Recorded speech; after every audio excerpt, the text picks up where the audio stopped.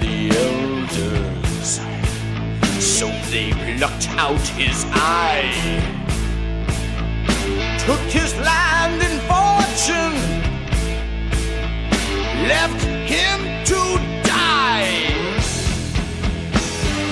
Bound on the shoreline, left for the time, sees his lifeblood leaving, circling lower, the vultures fly. These bones may be broken, but the spirit can die, and the gods see his anguish and give him a sign.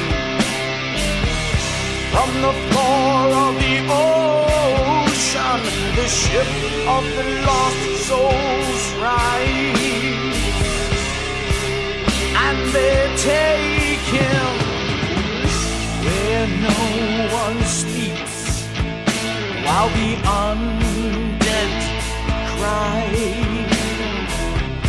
Where no one sleeps, while the undead cry.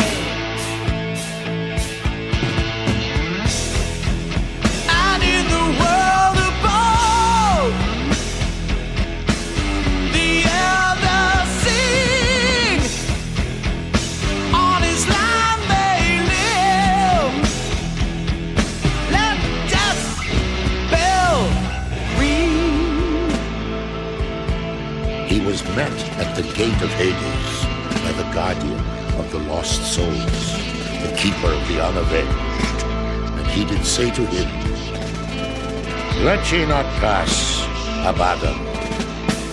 Return to the world from whence ye came, and seek payment, not only for thine own anguish, but vindicate the souls of the unavenged.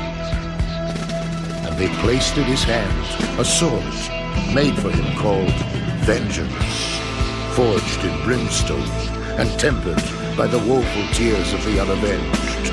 And to carry him on his journey back to the upper world, they brought forth their demon horse called Black Death, a grim steed so fearsome in might and black in color that he could stand as one in the darkness, save for his burning eyes of crimson fire. And on that night they rode up from hell. The pounding of his hooves did clap like thunder.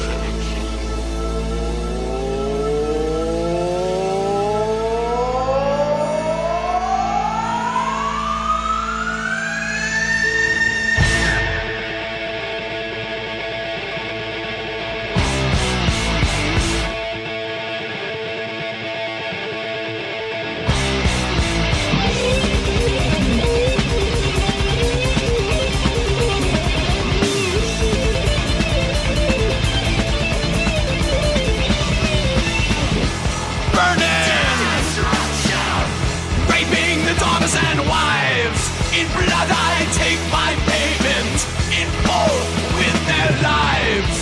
No one can escape me, on Black Death I ride. When kissed by the sword of vengeance, your head lays there by your side.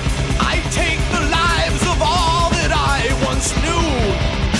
The torn flesh of a slow death waits for you. Burn it!